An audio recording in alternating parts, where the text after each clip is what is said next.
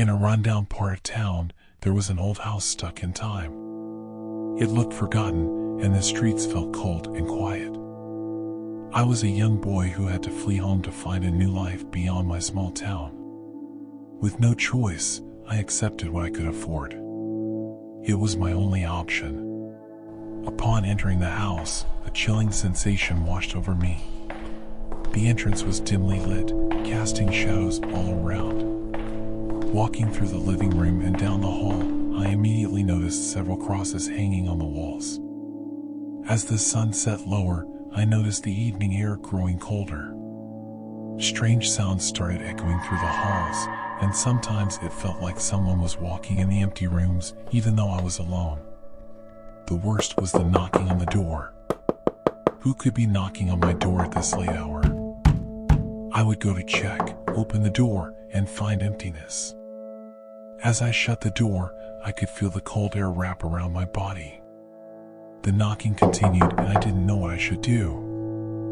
I would peek through the peephole to see who was knocking, only to be terrified by the sight of twisted, dark figures staring back at me. I couldn't sleep that night.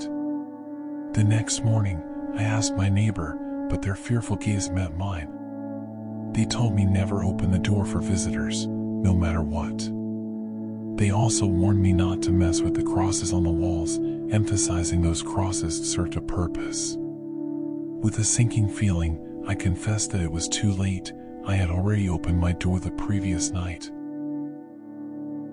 My neighbor's eyes widened in horror.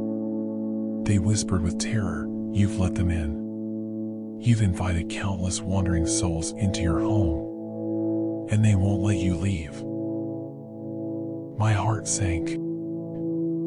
That night, the house grew darker, and I could feel the presence of the wandering souls I had let in. The knocking persisted throughout that night. When I could bear it no longer, I decided to open the door to confront whatever was outside.